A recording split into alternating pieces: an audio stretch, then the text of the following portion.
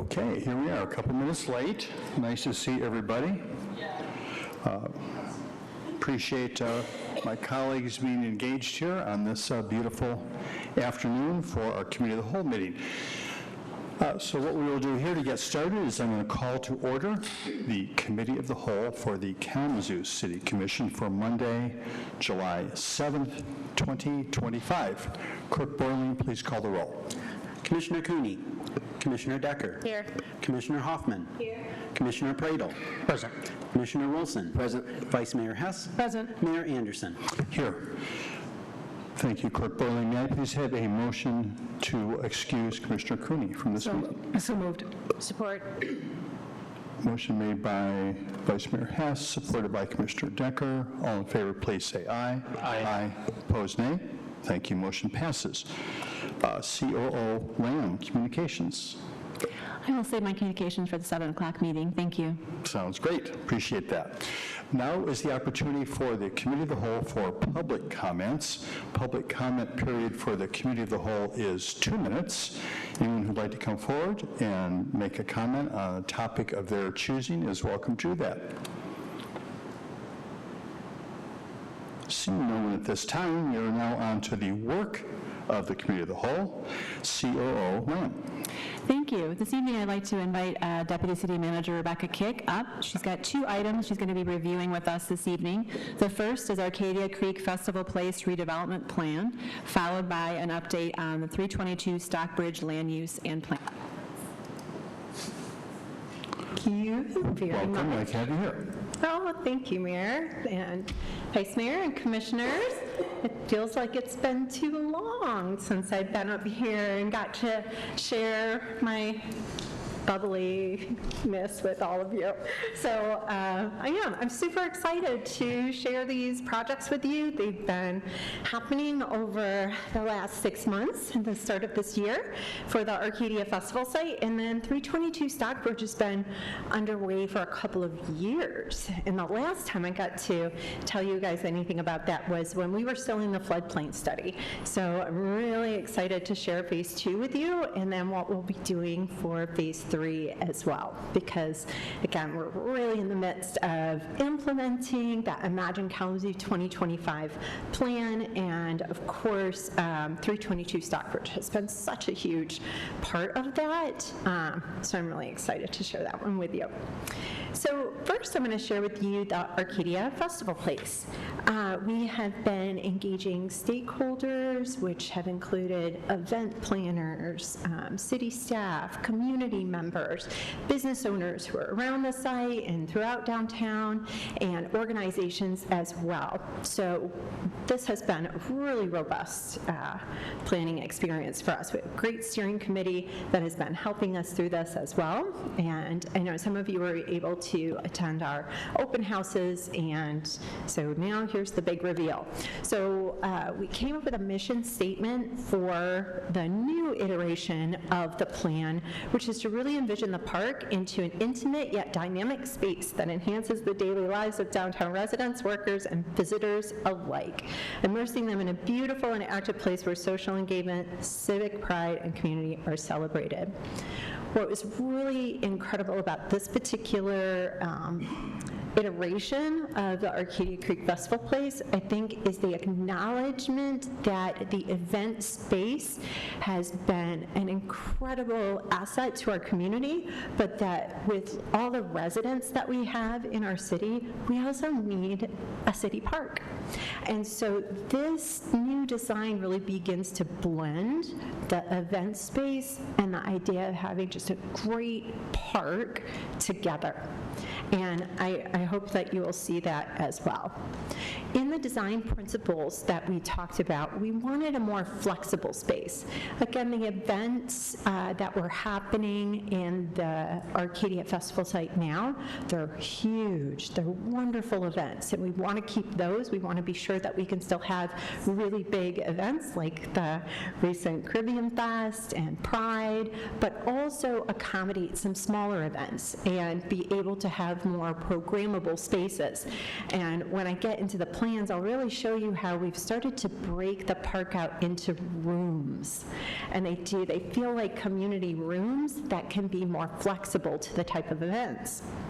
So celebrating community, again, making sure that we have right-sized events so that you also have park space as well as event space, more family-oriented spaces that can happen with events, but those same types of spaces that can happen when it's completely unprogrammed.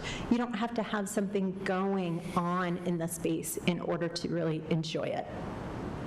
We want to be sure that this feels connected to the neighborhoods and that it feels, again, more like a park space, a plaza space, something where you can really begin to enjoy as a neighborhood feel and not just programmed for large festivals.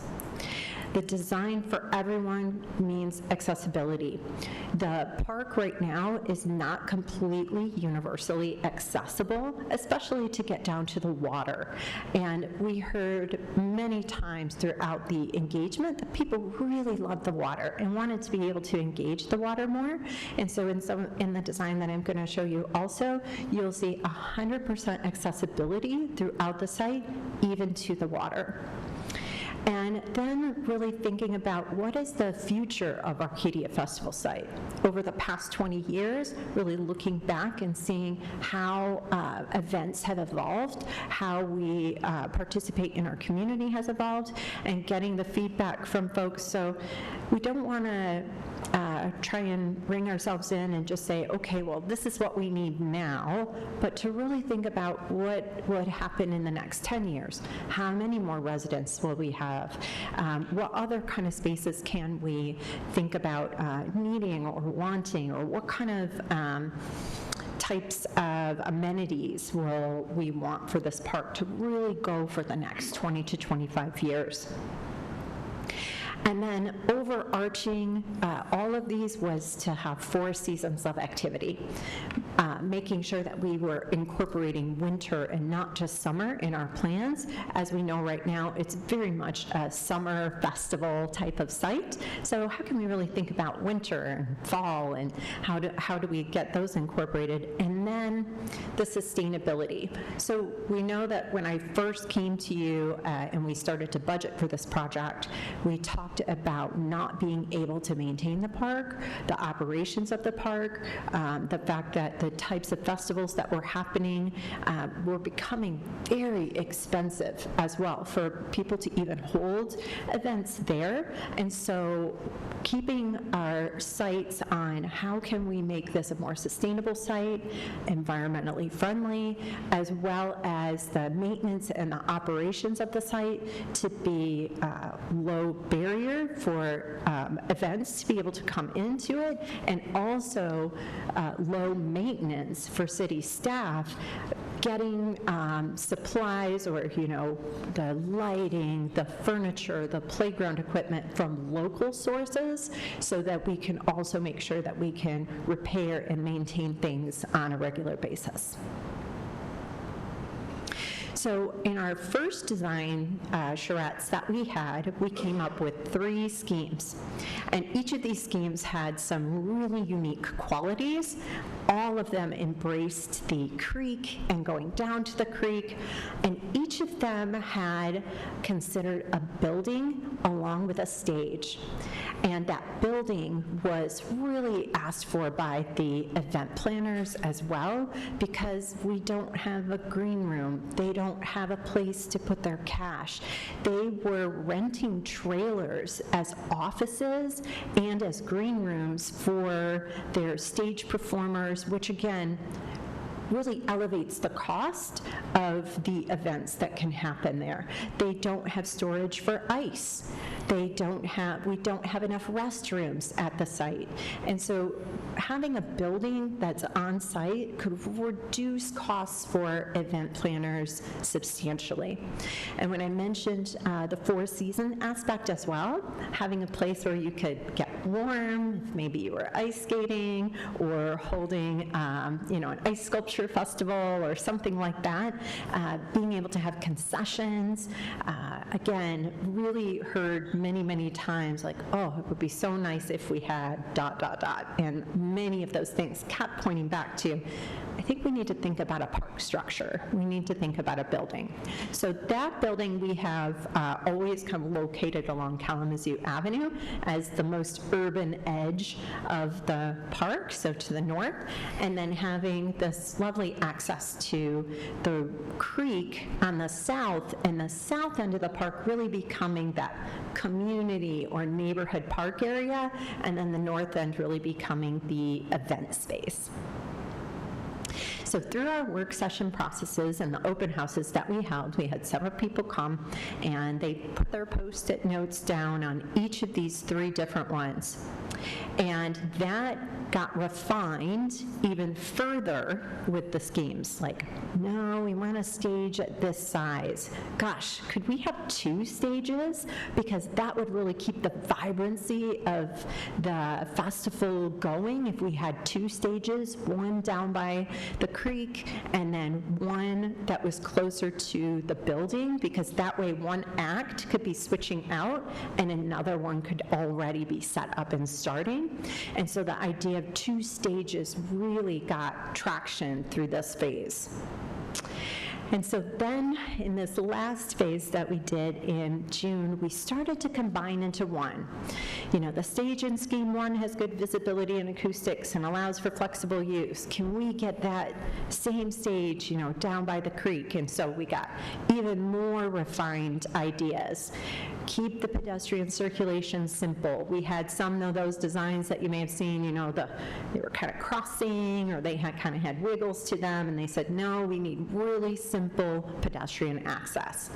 And that's how we came to this final preferred plan. You can see the idea that I first mentioned about rooms.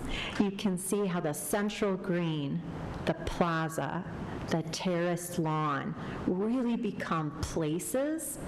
You could see an event happening on each one of those individually, or coming all together for one huge festival like Pride or the Caribbean Fest or Blues Fest.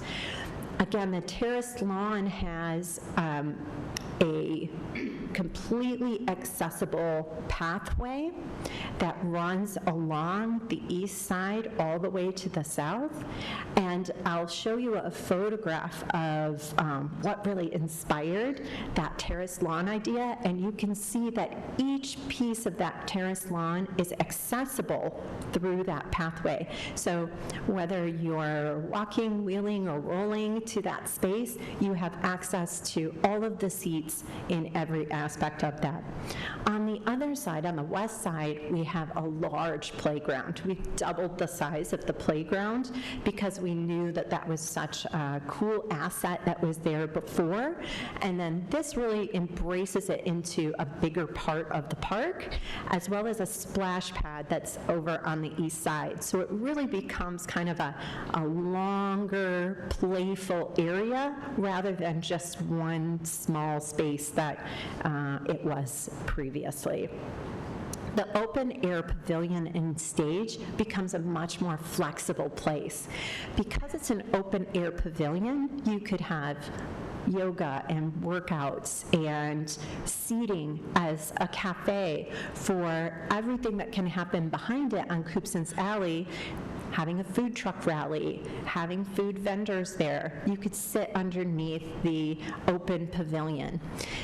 You can build a stage there that would be able to accommodate multiple sizes of acts rather than just having the one small stage that we have now.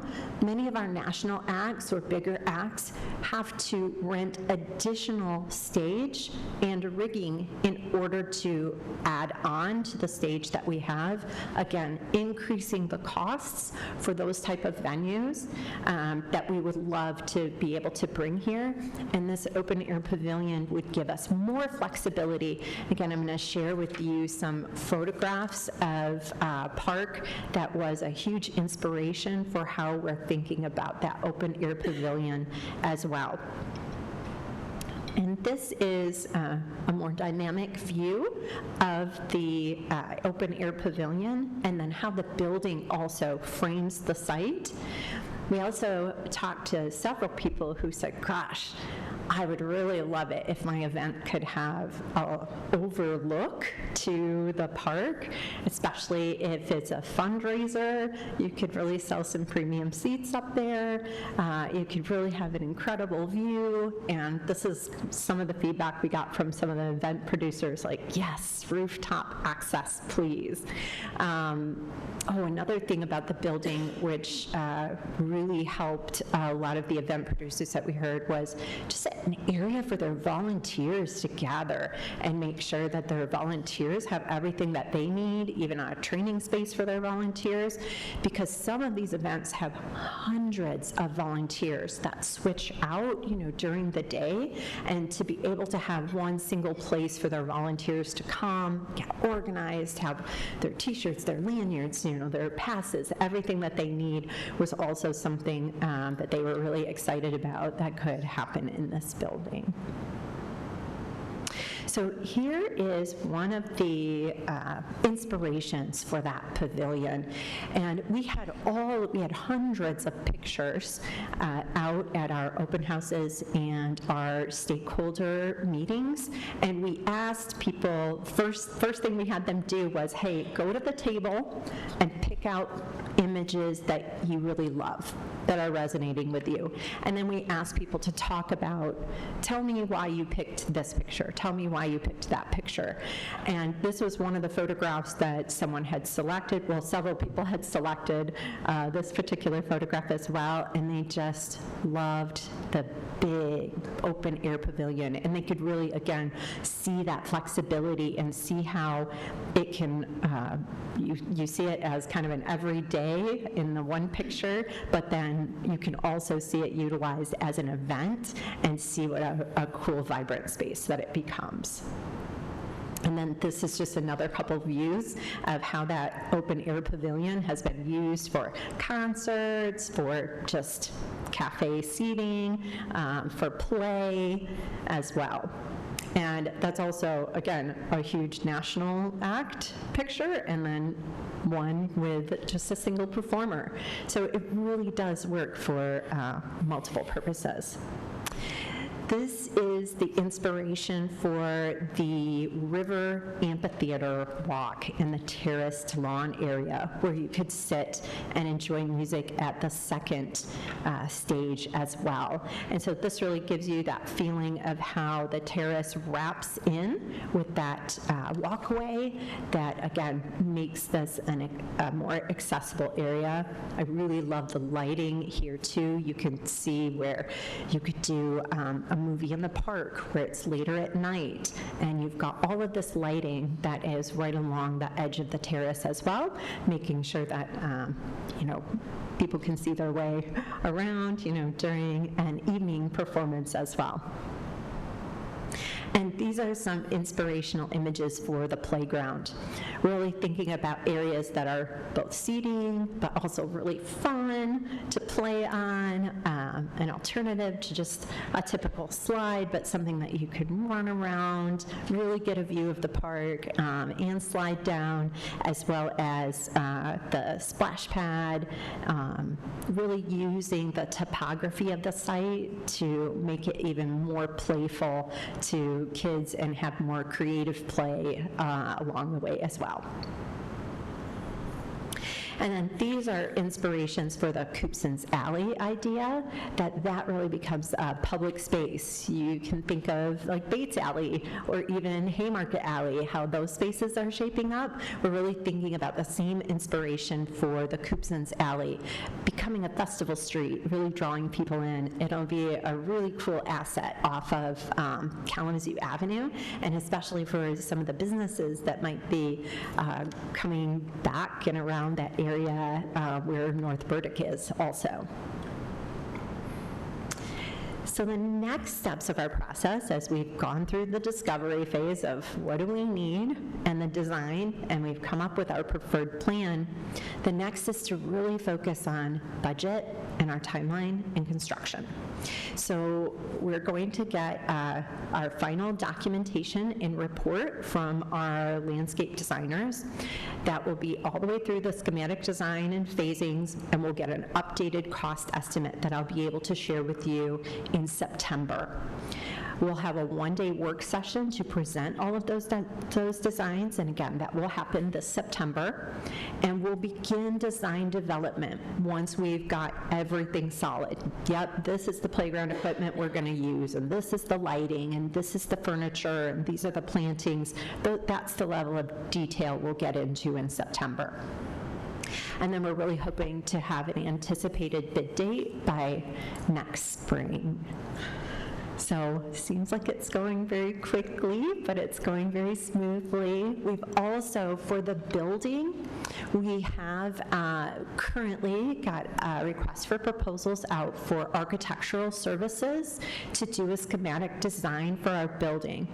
Again, we've done lots of outreach already to folks like what should be in the building, and we think we've got the program down, but we want to make sure that we've got the right square footage for that, we've got the right life safety issues, how tall should the building be. So we'll be getting that into schematic design, and we'll have a much better review of that at the September meeting as well. So we'll be looking for your feedback on the rest of the site completely in September. So I want to stop there at the Arcadia Festival site discussion and ask you if you have any questions. Thank you, Rebecca Kick. Questions, commissioners?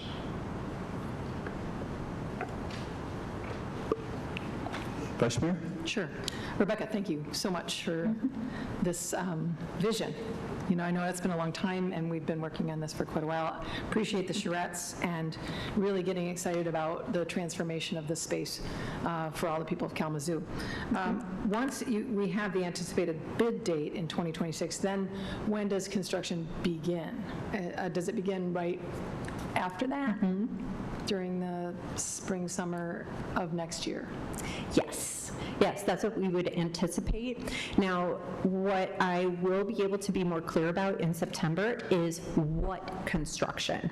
So right now, we've raised $4 million to start this. Of course, we are anticipating that we will have at least 2 phases for the construction of this, because that $4 million will definitely not get us a building.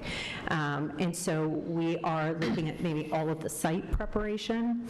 We also don't have an estimated cost for the stage yet, for both of the stages, because that was something new that we proposed in this.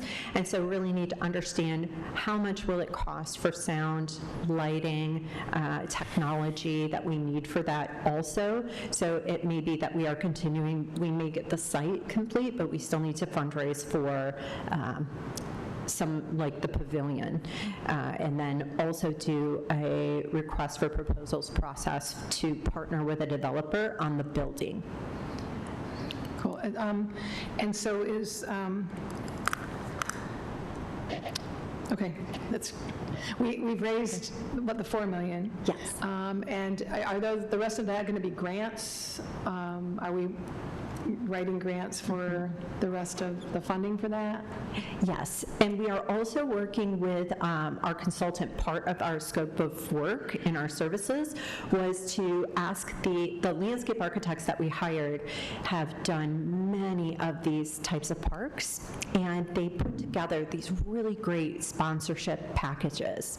So the other type of fundraising that we're looking for, especially from family foundations, very much like we did the Bates Alley crowdfunding as well. We'll take advantage of the Michigan Economic Development Corporation's crowdfunding through Patronicity. Again, really thinking about, would you like to sponsor this portion of the landscaping or this garden or the playground? You know, many of these foundations like to support specific aspects of a park. Again, if they wanted like native plantings, there are many family foundations that love to support native plantings, so that would be fantastic ask, you know, to be very specific about that. Someone may want to do the pavilion and the stage or the terrace, you know, the amphitheater. And so we're going to put together a policy and a really nice map and brochure. And we've seen these past examples that this particular landscape architect has done for other projects like this. And then they come in at, you know, this amount of donation for each of the items. And another great lesson learned that they gave us was ask for 20% more and do an endowment, and make sure that your investment is taken care of through your fundraising by asking for that 20% extra and creating an endowment to make sure that the park can be taken care of. That's a great idea. Thank you so much. You're welcome. Thank you, Vice Mayor. Other questions? Commissioners? Yes, Commissioner Decker. Thank you, Mayor. Thank you, DCM Kick. I was just talking about these plans to some individuals at work, so they'll be excited to kind of see them. I did have a question regarding, I know when all this conversation really began, and we talked about, you know, that last end there on the Kalamazoo Avenue, you know, having that building there, or possibly making that housing or something like that. And I see, you know, it's going to be, you know, the first floor will be specifically for the parks. What can you talk about that multi-use area? Is that going to be businesses? Is that going to be created for housing? What else is going to happen within that? And also with that, in some of the pictures that I noticed, it looks like there's 3 levels, 2 levels. How many levels, how high will this particular building be? Yeah, great question. Thanks for that. So we are definitely going to move forward with thinking about, all right, what did we hear and what do we need for that first floor and maybe even some of the second floor, just so that we have a great building for the park and the park assets that we've heard about. The rest of it, we're going to leave as a bit of a blank slate for now. That will really help us think about the developer that we want to partner with, you know, doing more like a request for qualifications, like, hey, what vision do you see? How much housing could we put here? Or what type of offices could we put here? Now, on the first floor, we are thinking of a commercial space at one end. It may be a group of restaurants or commercial spaces that come in together. It may be one that utilizes that space. We're not quite there yet, but we are thinking about, you know, what else could we really anchor the building with. But as for the upper floors, yes, could definitely be housing, could be office space, could be I don't think we'll go, I think the zoning for this area is 5 stories. So that is the tallest that the building would be. Okay, thank you. Yes. Other questions at this time, Commissioners? Commissioner Pradel. Thank you, Mayor. Thank you for the presentation and the update on the project.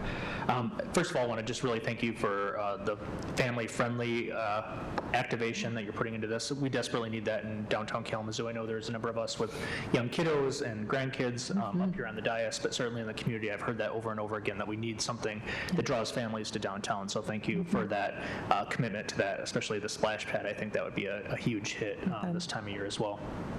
I was curious, when there's a large-scale event, say like Pride, do you see the Coopson Alley as being kind of an overflow area that grows for square footage? Because with the building and some of the other amenities, I could see where maybe some of the actual square footage of space for people to roam out might be a little bit more constricted maybe, or maybe that's just optical illusion. But I was curious if you could just talk about, like, do you envision like Edward Street, Water Street, Coopson Alley still being kind of like an overflow or closure area that you could do for larger scale events?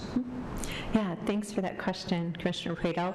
So you're right, the building is an optical illusion on the site because right now there's no amphitheater area, or the way that the landscaping is throughout different corners are completely unutilized. The pavilion that a lot of events use as kind of their beer tent right now, the whole back side of that is completely wasted space because of the way that they kind of have to maneuver the event, because of, like, this is your beer tent area, period, end of report. Like, you can't put it anywhere else.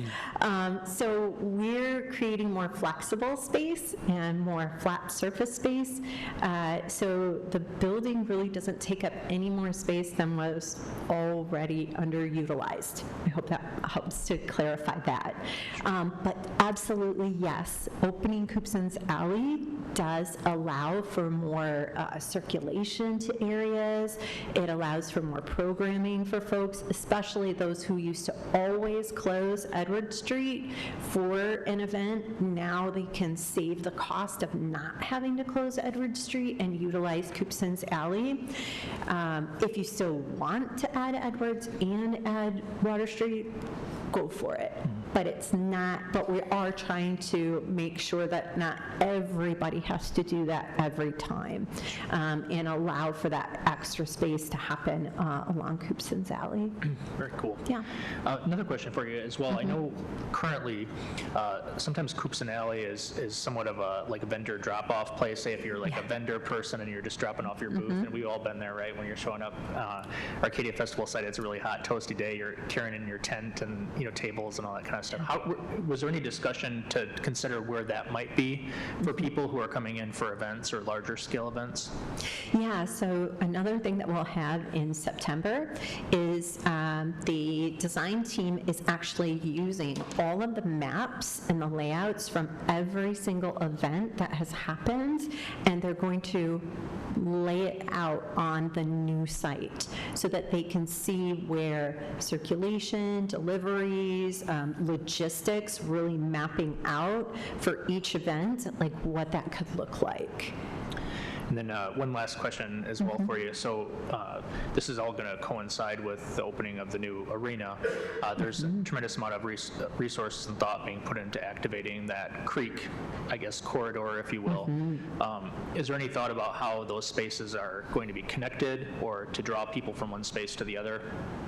Yeah, absolutely. So we actually have one project that's happening this fall, which is the Rose Street Plaza reconstruction that I've talked to you about a couple times with the downtown placemaking work, and that is directly linked along the creek. So we're working alongside of the event center on, can we paint the railings there? Is there public art that we can install along the way? Really thinking about, you guys have heard me use the term breadcrumbs, like how we get people from one place to another, how we're using murals, how we're using sidewalk art or asphalt art, crosswalks, lighting. We've been looking at installing new lighting, particularly along the creek and along Eleanor Street. We redid the lighting on the Kalamazoo Mall. The globes that were on each of those older lights, they were extremely expensive to change the light bulb because you had to change the entire globe. So now we've got new globes that now you can just change the light bulb, which is what we want, and they're LED, and they're brighter, and they're better for dark sky as well, because they have a nicer cap on top of them. So those lighting ideas as well, again, along Eleanor, along the creek, again, just making the whole neighborhood better for everyone, whether they're going to an event or to the festival site. Sure. And I forgot one other question I had here in my notes as well. So I remember last time we were talking about Arcadia Festival site, there was just some concern about how do we make sure that it doesn't feel gated or exclusionary to the public, so it really genuinely feels like the community's gathering space. Can you share a little bit about what thoughts gone into that to make sure that it not just when it's a festival that you have to pay to go to, any other time of the year where it would be accessible to the public and families and people from the neighborhoods? Yeah, thanks for that too. Because this was some really cool news that we understood. So right now, you know how the site is sort of sporadically fenced in different places? We actually don't need any of that fencing. We learned through the Michigan Liquor Control Commission that when you want to have alcohol at an event and you get a temporary license, it is up to the event planner to designate where that alcohol should be and what the area is. So when, for example, if you guys came down for the marathon and in Bronson Park and how an area was designated for the beer tent, the same thing can happen at Arcadia Festival site. You do not need to fence off the entire site in order to host your event. Now, of course, there are events that hold fundraisers and they want to sell tickets, and they would like to have that area fenced off in order to host their event in the manner that actually generates funding for them. We are working with Landscape Forms and other landscape fence manufacturers to consider how we can create they're called kind of like grommets or fence posts that you could have in the ground that would be covered, but if you need to erect an fence, we have it in storage. You put it in, and it literally works like a baby gate. You pull it across, and it hooks to the next one, and you pull it across, and it hooks to the next one. So you can fence it off when you need to, but otherwise there would be no fencing around the park on a daily basis. So it's going to be an open plaza and an open park all the time. Great, thank you. Yes. Thanks, Commissioner Pradel. Commissioner Hoffman. Thank you, Mayor. Thank you for this presentation. You mentioned earlier around the cost of having the streets shut off. What is an approximate amount that a nonprofit or a group could save by having this new concept? Oh, yeah. So just closing off Edward Street is like $1,700. So you close off 2 of those streets, and now you're upwards of, $4,000 to do that. So you could save quite a bit of money, and then that goes into your fundraising, right, that you're trying to do. So saving $4,000 is huge. It is. Thank you. Yeah, of course. And not having to rent a trailer for your cash room and your green room. And yeah, I think someone's going to save a lot of money. Any other questions, commissioners, at this time? So I just want to say I appreciate very much, being brought along on the progress of this. I had the opportunity to attend a workshop as well. I thought that those were very well run, so thank you for that. I appreciate that. It is certainly a complicated process going from a dream and concepts and ideas and trying to pull things together, what stays in, what doesn't, how does that get arranged. So anyway, thank you so much for continuing this, and I know you're going to keep us updated on this one. So thank you. And you've got the next one as well, Ready for the right? next one? Yes. All right. This one's equally as exciting because I think, when we were able to purchase this property, 3 years ago with our site acquisition dollars from the Foundation for Excellence, how often do you get nearly 15 acres of property in a neighborhood to think about how you bring that housing back?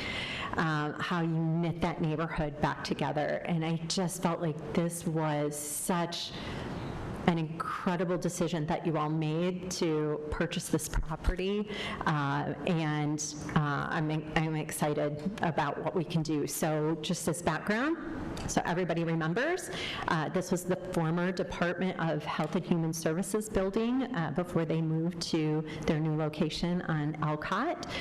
There was a former bingo hall that was on the site that has already been demolished.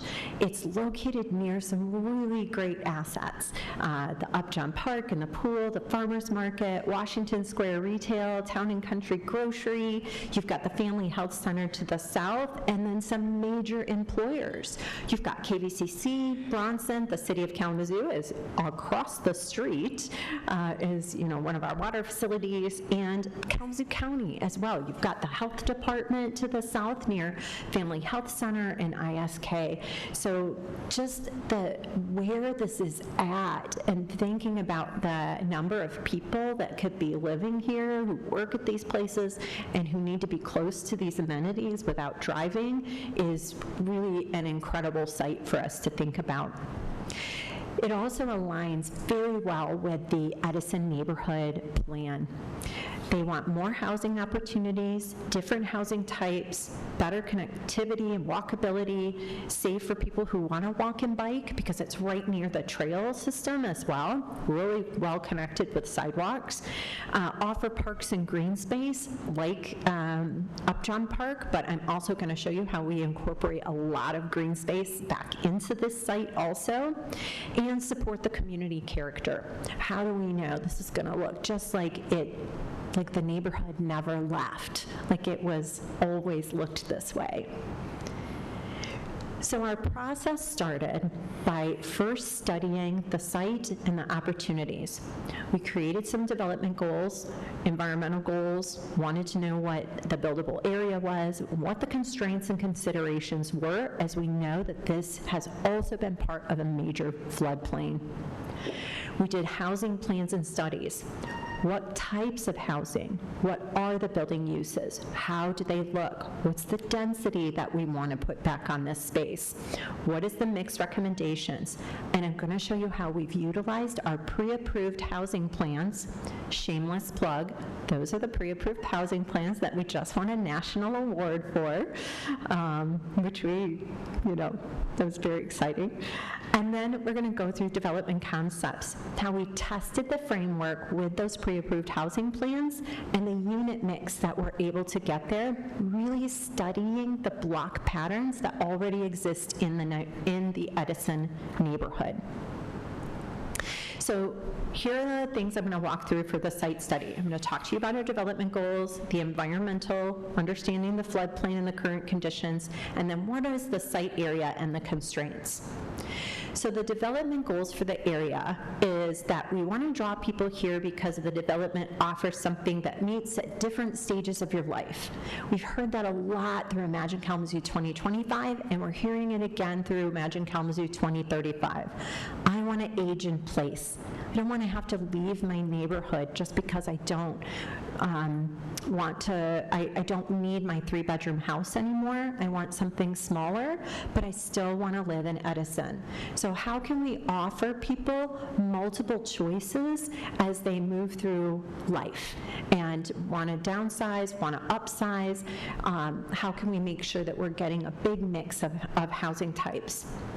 This also needs to relate to the existing neighborhood. We want to follow those same block patterns, the same look of the housing. We want this neighborhood to look like it's always been there.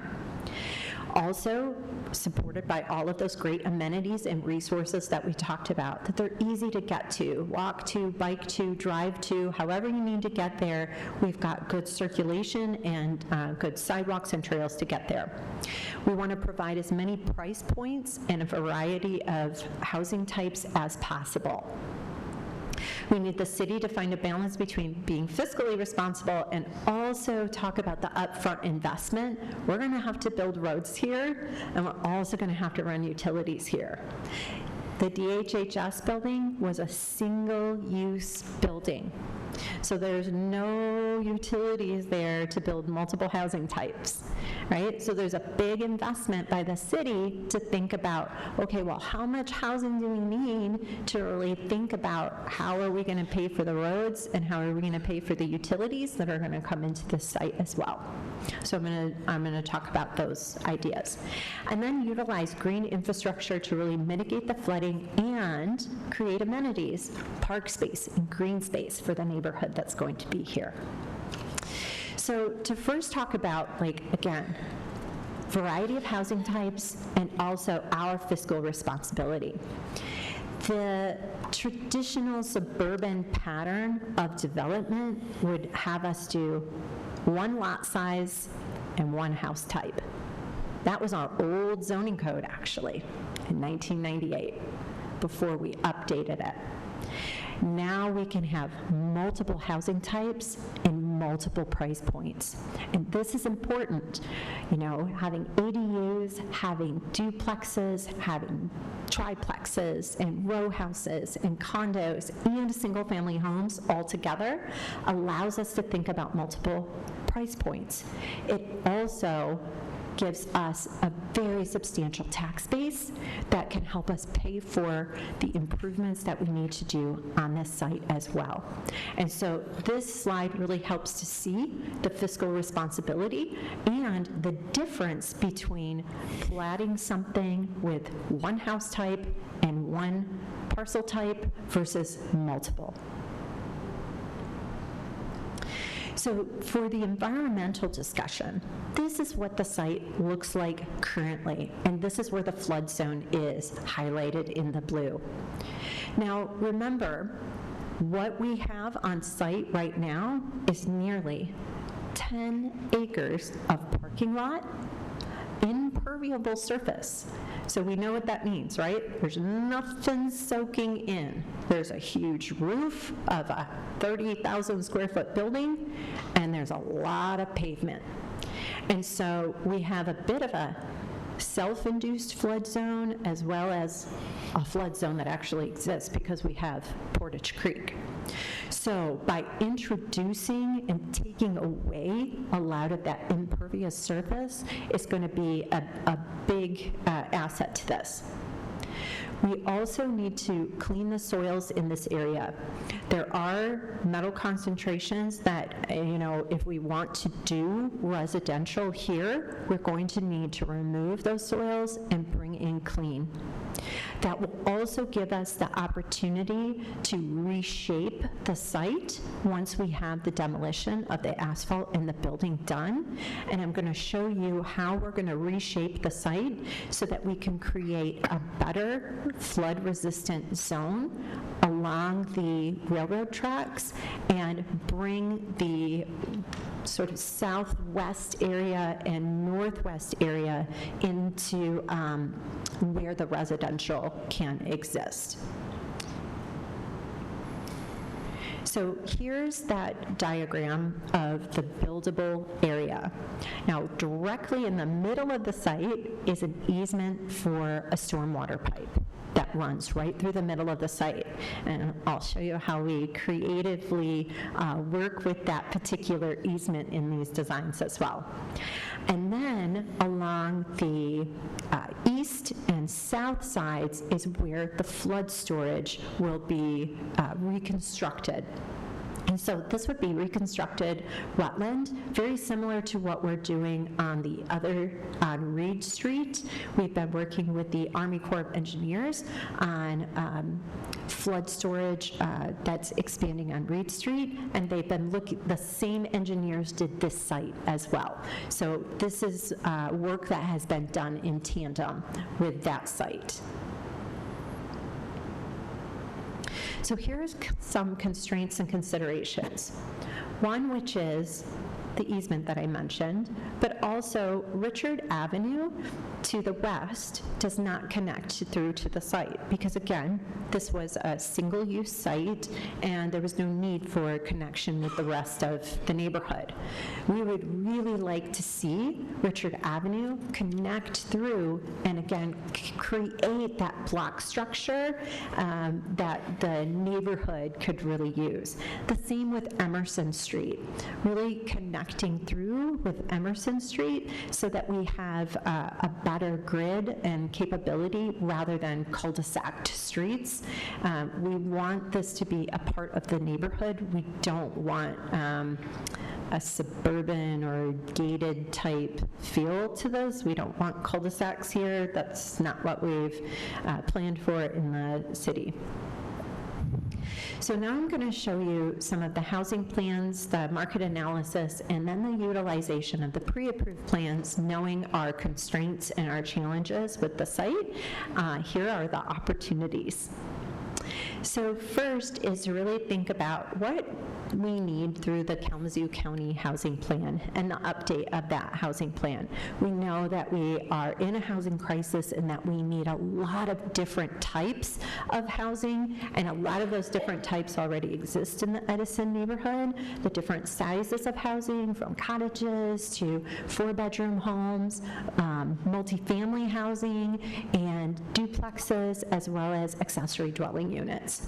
So we're looking at how many housing units we could get, and at our first target, we set 170 units as our target for the site, thinking of, averaging about 15 dwelling units per acre could get us to 170 housing units.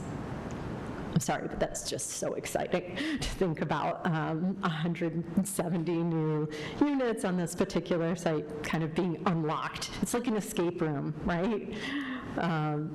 And then we looked at the market analysis. Okay, so what did that say also in the report? So 28% of households with children, 30% of households with single people, 10% of them are single people 65 and older. 72% of households do not have children yet, or maybe not ever, right? And the pre-approved plans offer a variety of 1 and 2 bed units as well. So now, if you think back to that diagram that I showed you that had the multiple types of housing on the blocks, you can really start to see how that market analysis and then thinking about the housing types that we need could really begin to balance and meet the needs of the future that this market analysis is showing us. So just a glimpse into our pre-approved plans. We have lots of these built, like 20 of these built all over the city, from the north side to Edison to Vine. You can literally drive by and see each of these housing types.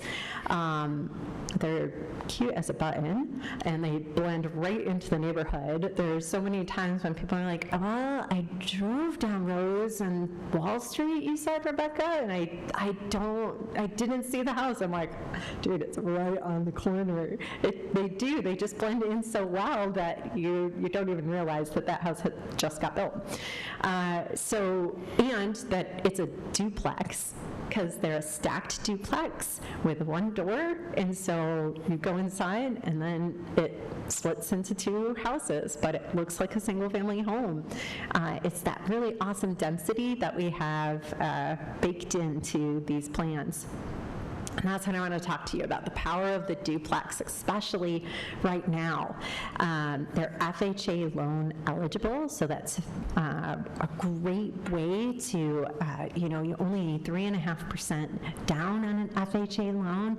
These are brand new, so you don't have to think about, code updates or lead paint or things like that, because there are a lot of barriers to getting an FHA loan on an older home. Bringing them up to code can be really arduous and can be really difficult, but when you're talking about a new product, getting an FHA loan to build these or to move into it becomes a much lower barrier. 75% of the expected rental income from the other unit can go in towards qualifying income. So if you think about it, as a family or as even a single person, rather than building a single family unit for yourself, build a duplex, because then you can rent out the other side and literally live mortgage free, because that qualifying income from that other unit can go to pay off your FHA loan. And if you also build the ADU, this is a strong wealth building strategy for our community. And we have the pro formas for these, we have all the information, and because we've built them, there are comparables in our city that banks can look at for that construction loan.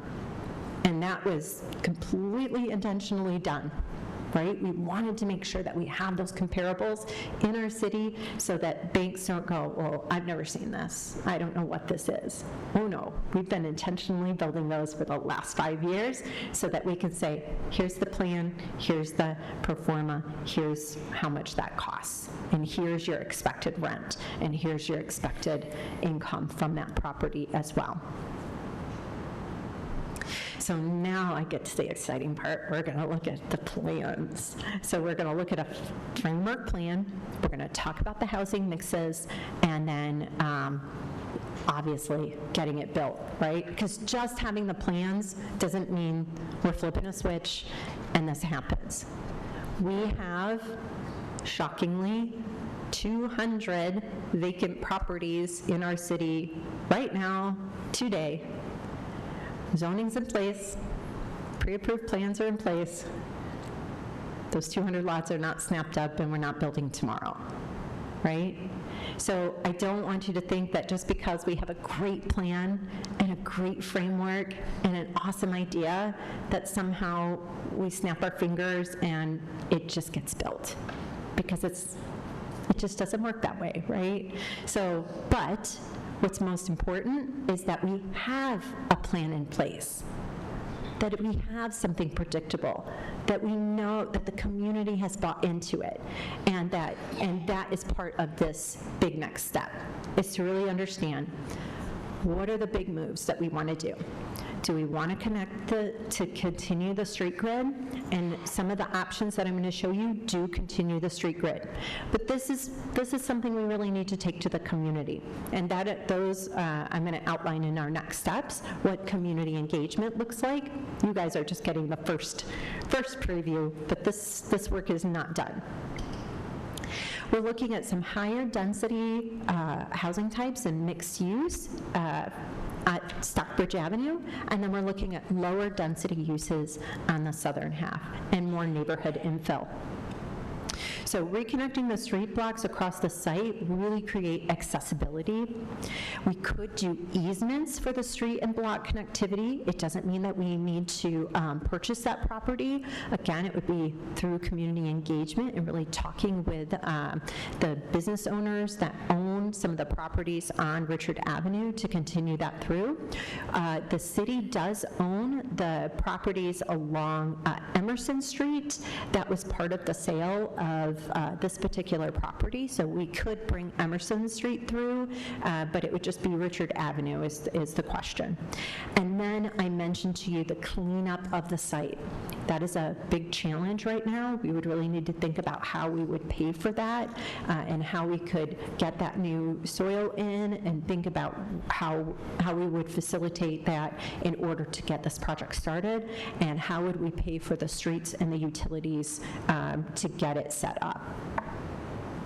But we have two concepts to look at right now, option A and B. Option A has 200 units, and option B has 143 units.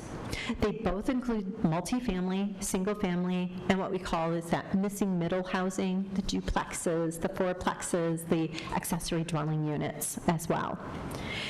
And we have, in the first option, a very centralized green space that is nearer to the duplexes and the fourplexes. So I'll show you how kind of the housing is color-coded by a pre-approved plan. So on the first option, option A with the 200 units, the darkest blue buildings are quadplexes, so 4 units in those, and the lighter blue are duplexes. The brownish colors up to the north, again, I mentioned multifamily, so apartment units to the north, and then the red, orange, and the kind of goldy yellow colors are different types of single-family houses. So from 2 bedrooms to 4 bedrooms in those single-family houses. And then we have what we call sort of the mini or the cottage house, and we've got a couple of those tucked into the north portion and the south portion as well. So that's one idea. And you can also see along the edge where I had mentioned that flood storage, which would be that reconstructed wetland area that also feeds into that Reed Street reconstructed area also. So that would all be green space, even though it's kind of shown in blue here. And then option B, which has a little different feel to it, a little bit more curve to the street, and again, but a much more sort of regulated plan. And the options for these houses, again, we're going down in units, so this is much more single-family homes, but we still do have some of the ADUs, or the carriage houses that we've added into this plan, making them more multi-unit with the standard houses. And then on the next slide, I just have given you kind of a nice matrix to look at so that you can see also what are the square footages of those cottages? What are the square footages of the homes? How many bedrooms? How many baths? What are the total square footages? There's 78 units in the multifamily for the 143 unit option and option B, and in the 200 unit, there are 90 multifamily, so 90 apartments there. We also talk about the off-street parking spaces that are available for those. And you can see in the grid also the pie chart, again, what are the percentages of for sale units to rental units as well.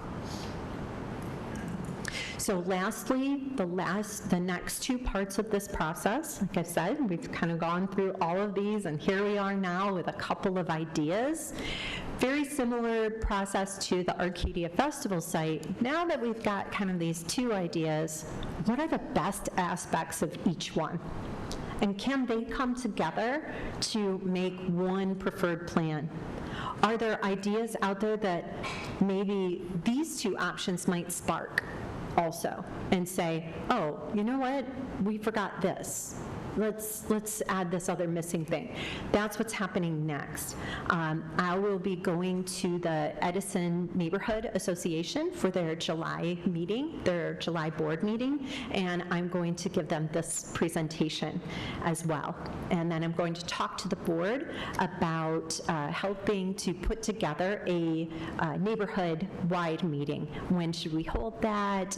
Where should we hold it?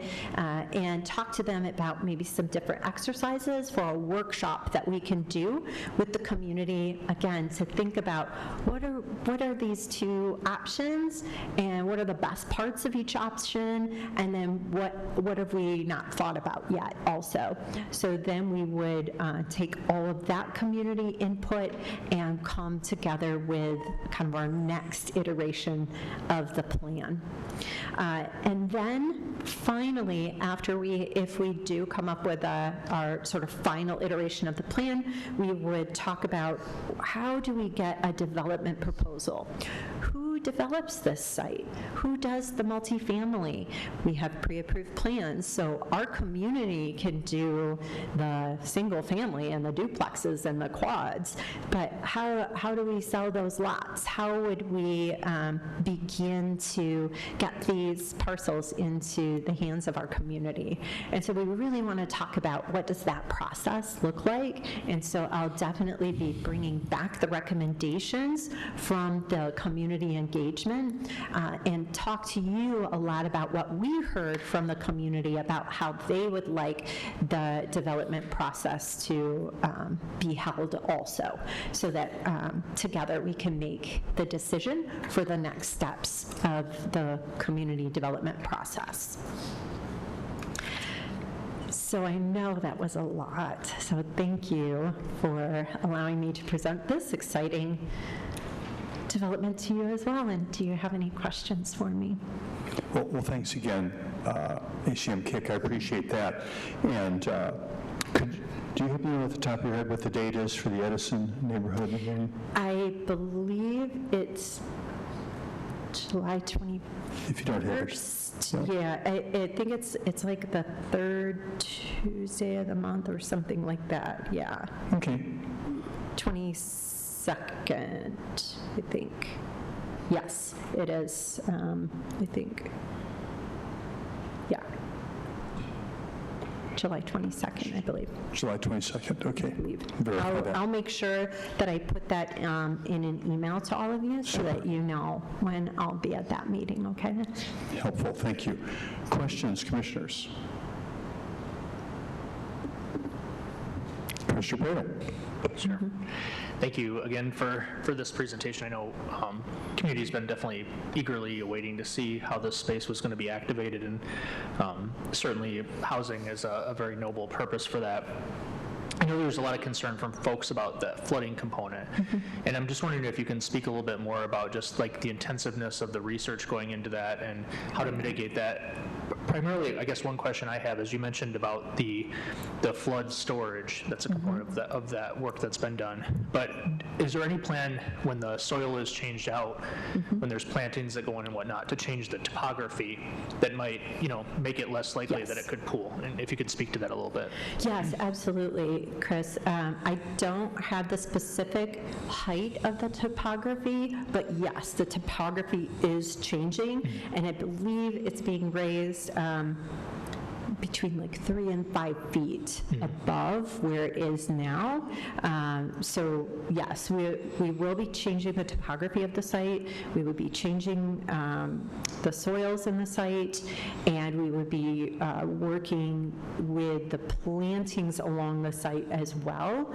I can, if it's not online already, I will be sure it's on the 322 Stockbridge project page that we have on the website that everybody can look at.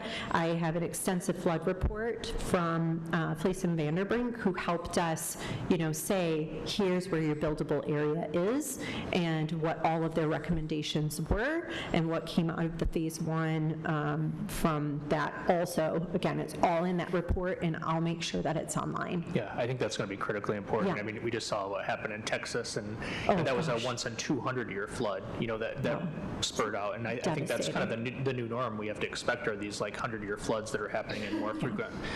So I think for community's sake, I think it's going to be critically important that we just have that reassurance and like show the evidence of how that's going to happen. So thank you for sharing that. I also noticed on the map, it kind of looked like a shrimp body. So it's like the tail of the shrimp and then the head of the shrimp moving on the north portion, that 5.8 acres. And I noticed on that 5.8 acres, when I was first kind of diving into it, I'm thinking, oh no, the big chunk of the floodplains like right there where there's going to be housing, but I also noticed that there's maybe intentionally like the parking lot to the multifamily units. It looks like that's in that space too, so that's maybe somewhat of a safeguard as well. I would hope anyways. Yeah. The next question I have for you, something that's been a dream of mine is a fully connected trail system, where people don't go to Portage to do their, recreation and whatnot, that we have a fully connected community, and we have, this parcel coming on, this major plot of land, this 14.97 acres. We also have the Cork Street Superfund site that's going to be coming back online in the next couple of years. Do you see, I see in the plans that there's the trail connectivity, but can you speak to that a little bit and how that could potentially help bridge the community together with trails through this development as well?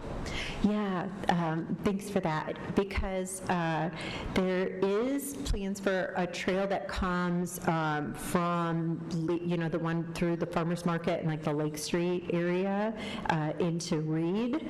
And so, of course, when we were planning that portion of the trail and then how it connects, again, like even further south, like to Alcott, through the Allied Superfund site, this would be a yes and, right? So this trail would you would come down and then you could go like whoosh, like that, and then it would connect to that, because we think it is a very worthy amenity for this particular area. And there's the railroad tracks that are there, and so we just wanted there to be a yes and to that part of the trail connectivity. But yes, definitely see it as part of the whole non-motorized plan. And you mentioned that there's going to be quite significant investment by the city if we proceed with this in terms of just making it development ready, and so the utilities, the roads, all these things to prepare the soil. You mentioned that as well.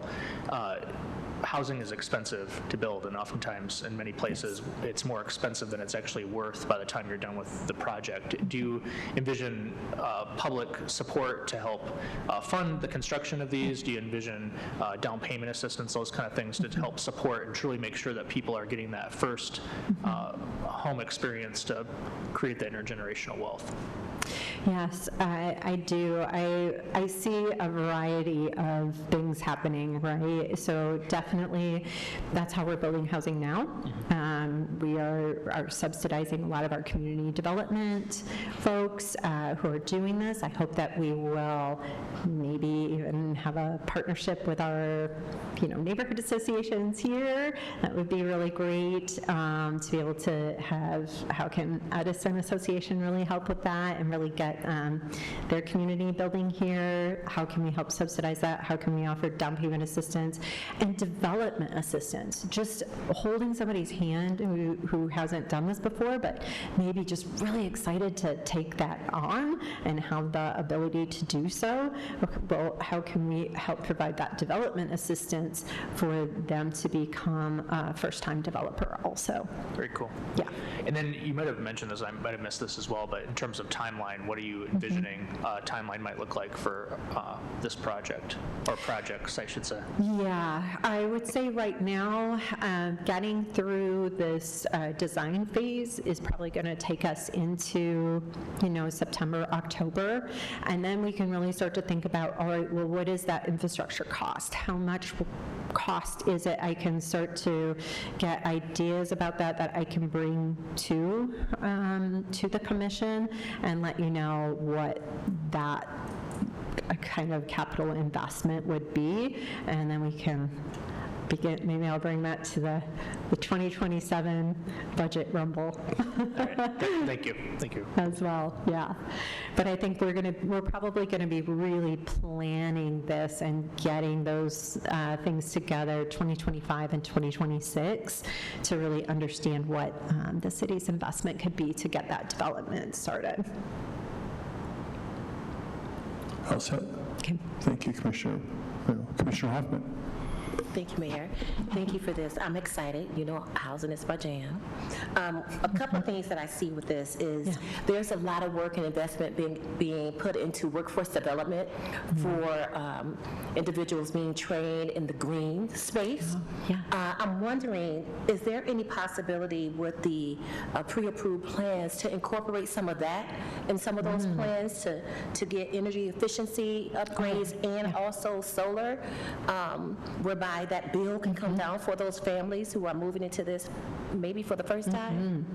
Yes, oh my gosh, this gives me the opportunity to say that the pre-approved plans that we have built are all net zero, and they have solar panels. So we have an amazing relationship with Consumers Energy that has really helped us modify our plans and make sure that they are net zero, all electric, and have, you can get a charger like stub put in, so even if you don't have an electric car now, it can be electric car ready, and same with the solar panels. Maybe it's too much of an upfront cost like right now, but your house can be solar panel ready. Yeah. Commissioner Decker. Thank you, Mayor. Thank you, DCM Kick. As Commissioner Hoffman, I also am excited about new housing, but I do just have a couple of quick questions. So with the area within the spot in Stockbridge, so is this going to be a PUD, a planned unit development, and will that have an HOA? Great questions. So we have not considered a PUD, a planned unit development, and we have not considered an HOA. We have been talking with, I've been talking with our legal team, with Charlie Bear, about how the platting process works, and it takes some time to go through, but I think it's worth doing our own plat for this. Once we've decided what the configuration of the lots would be, we've talked about condo, site condo, like there's all these different ways to kind of go about it. But yeah, we haven't final said like how we're gonna create each of the parcels, but I'm guessing we'll actually go through the state platting process. Okay, yeah, the reason I asked that is because, you know, usually with PUDs, 99% of them have HOAs.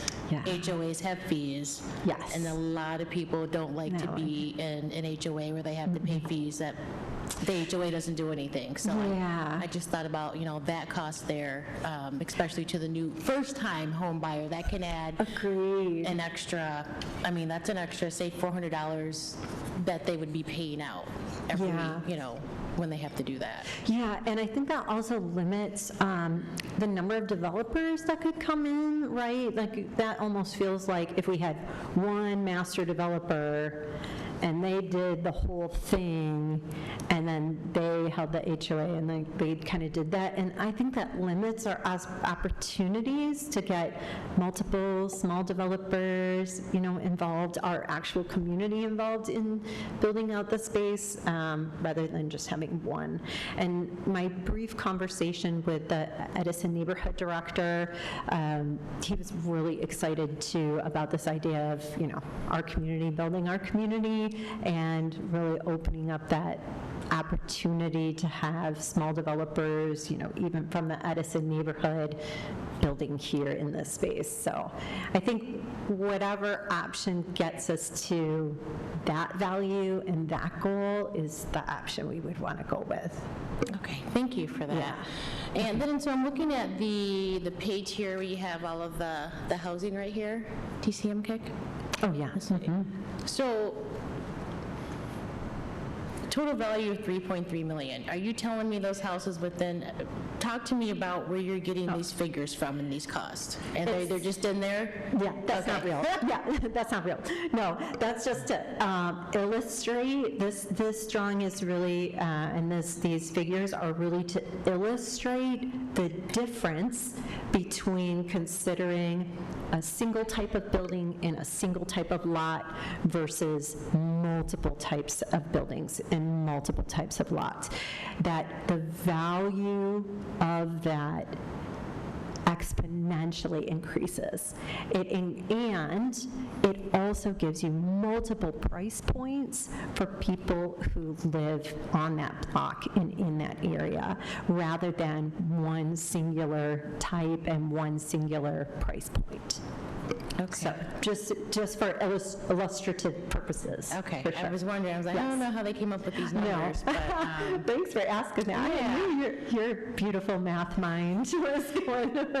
I love it. so, another question that I have, again, so, yes, this area is in a flood zone. Yes. And Prine and Niehoff, am I saying that right? Prine and Niehoff?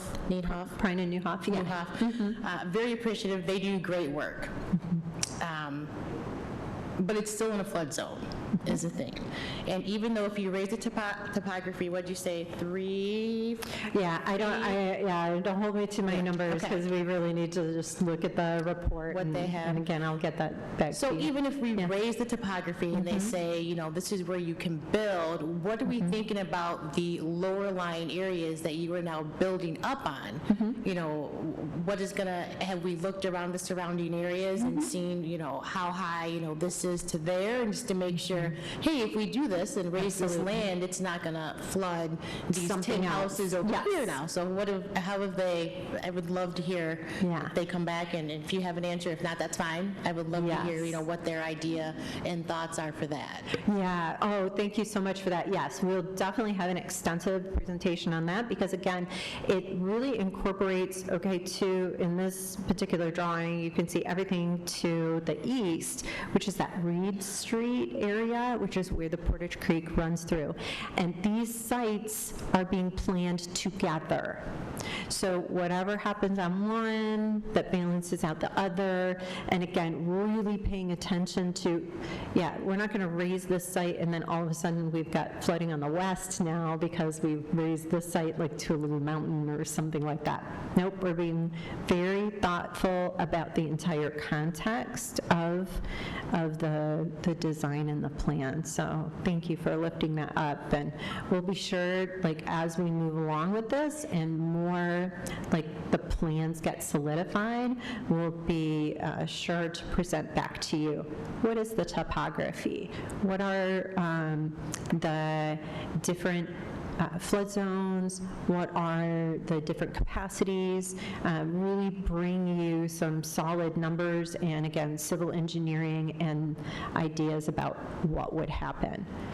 Because as we get into that, right now, we feel comfortable, with these numbers of units, but I have to be 100% honest, once we get into civil engineering, would we change that? Would we lose 25 units or 10 units here or there, or change something around because we learned something different as we get into the actual engineering and understanding of where these parcels are? That may absolutely happen. Okay, thank you for that. Constraints and considerations. So you talk about Richard Avenue terminates into a residential property, and I know you said that the city already owns homes or the parcels that are there along the Emerson Street. So that residential property, is that a occupied residential property? It right is now? not. It is not? No, Okay. it is not. It is an empty, it's actually the back of the parking lot to the cannabis business that exists there, and you can kind of see it here, even though we have our multifamily parking lot over it right now. You see how it cuts out like a little key? That's the property. It's actually just the back of that area, and it's empty, and it's just landscaping and trees. There is a house on the other side that's at the end of that street, but it is, you can't really see how it kind of connects, but it's further, there's a duplex, and then you can see the roof to the house, and then they have a driveway that actually goes up to Richard Avenue, or it's kind of like a little dirt pathway, so they would actually have a proper road. Okay, thank you for that.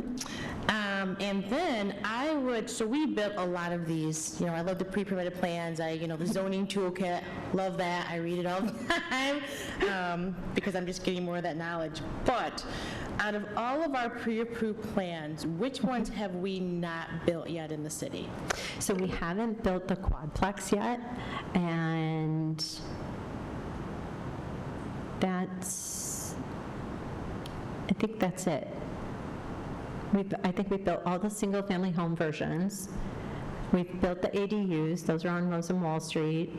We built the cottage houses and the small narrow houses, those are up on North Burdick. We just did a ribbon cutting for those. So the quadplex, I believe, is the only one we haven't built yet. And because we're building a cottage court with the small cottages with the land bank right now. And we're having a 6-plex and a 12-plex designed, but we are looking for, or Cheryl and May already have a partner to build our quadplex. But I know that one's on the horizon. Awesome. Yeah. So just one more thing, I think about the area where we're building this at, and, I was kind of flipping through that, housing millage for all, and it talks about the AMI and the income limits and things like that. Working within financing, and I just kind of want to point out to Commissioner Prado's point, down payment assistance, right? Yes, FHA is great, 3.5% down, income, as long as you have that, you're good. The thing that concerns me is that I hope that we within, the city and within the different fundings that we can find somewhere, we can make sure that we have funding in there to be able to help organizations to give this down payment assistance. Because even if someone wants to, say, purchase a house using MISHDA, they have income limits, so that could be a deterrent right there. If they don't meet these, or if they're over the income limits by like $1 or $2, you're not going to be able to get this $10,000 down payment assistance. So I think definitely making sure that we're kind of, making sure that we have, closing the, oh my gosh, closing the gap, yes. And just kind of make sure that we have some things there, because, you take a look at the way houses are now, and I was working with a lady today. She's looking for a house anywhere between $140,000 and $160,000. She can't find them anywhere, right? And so I just want to make sure that we're also looking at what's it going to really cost to construct this, and what's it really going to cost, right? Because someone that wants to qualify for MISHDA, right, isn't probably going to be able to afford a $250,000 house, because they're going to be over that income limit. So I just want to make sure that we're definitely taking that into consideration. Yeah. And I may have one more. Hold on. Okay. No, I appreciate that, and I think that's where I alluded to, our other community housing development partners, how do they fit into this and into the development process? That's a discussion we certainly need to have. How many of these are open market kind of lots that are sold to, builders and small developers, and then how many do we say, no, we really want to reserve these for the neighborhood association or KNHS or Habitat, or how do we create that good balance of what we're willing to put in, and also to incentivize other smaller developers to meet the price points, and be able to offer that down payment assistance as well for some of these homes. Yeah. And so I just have one other thought too, as I'm thinking about this. So a new development anywhere is going to increase the home values around the area that you're building in, right? These are new constructions. These are comps. You said we have a few comps that are out there. I know sometimes it's difficult to find comps for particular houses and things that we want to do, like where I work at. And so my question is, are we really going to be making sure that we're not going to be jeopardizing individuals that have been in their homes by seeing their taxes, rise by 10, 20%, because now my taxes were $500. Oh, I got this $250,000 house. Now my taxes are $1,500. So I just want to make sure that we keep our hindsight on that too, and just kind of think of those things, as we're building this. Not to say I'm ready for some more housing.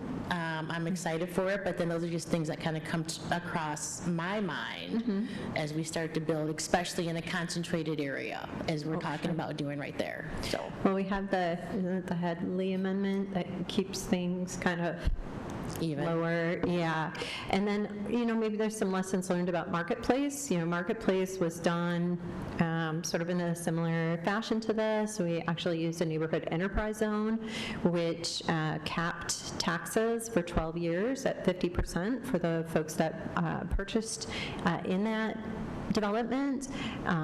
So you just had a great idea. We probably need to, Neighborhood enterprise zone. this is like all of the ideas and thoughts that we can learn from other things that we've done and really think about, okay, well, Marketplace has been there now for a decade, and what happened around it? Like, we could study that. We could really understand what impact did Marketplace have on the Edison neighborhood and in the surrounding blocks.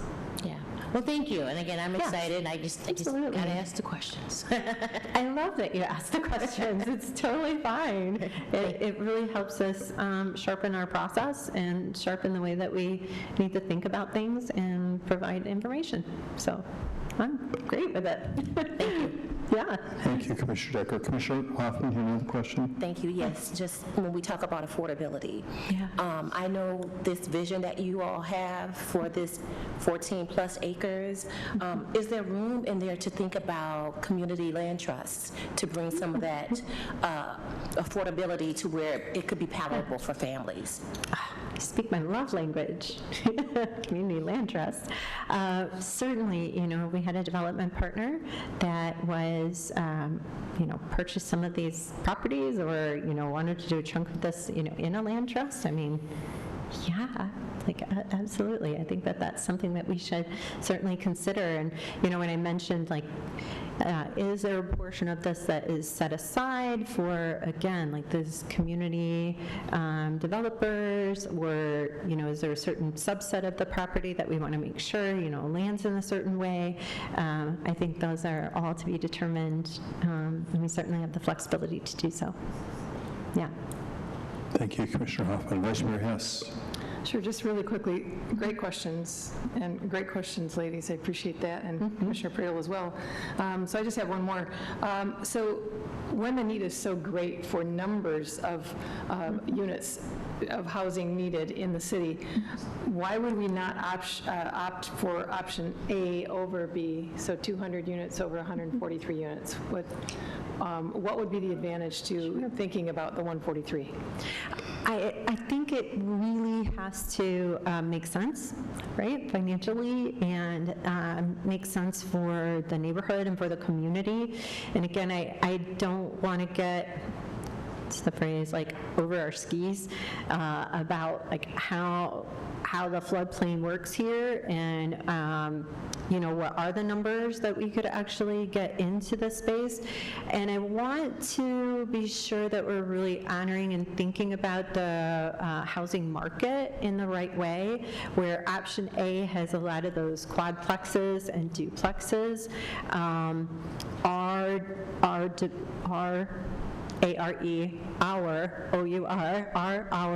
developers ready to take on that size of development into a portfolio?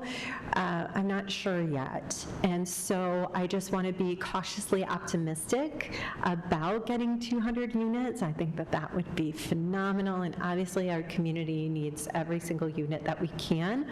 But again, being cautiously optimistic about the amount of land that we can use here and what the market and what our developers could support. Just want to be sure we get that dialed in the right way, and that's why we really need to take this to the community and to the neighborhood and really talk about what that appetite is. And I hope that when I'm presenting this to the neighborhood association and then to the community later, that we get some folks inspired about building some of these products in our community. Again, it's always been my dream, and since the inception of these pre-approved plans, is that our community builds our community. And I get really passionate about that, and I get really, hopefully, inspiring to others who want to take that journey on for our community, and to really think about how that we use the space to bring that to reality. So fantastic. Thank you for your vision and for your passion about this project. I was hoping when I go to drop off my compost that it was going to be so much more, and now I can vision that too. So Yes. Thanks for making that space better. Thanks, everyone. Any last questions here? All right.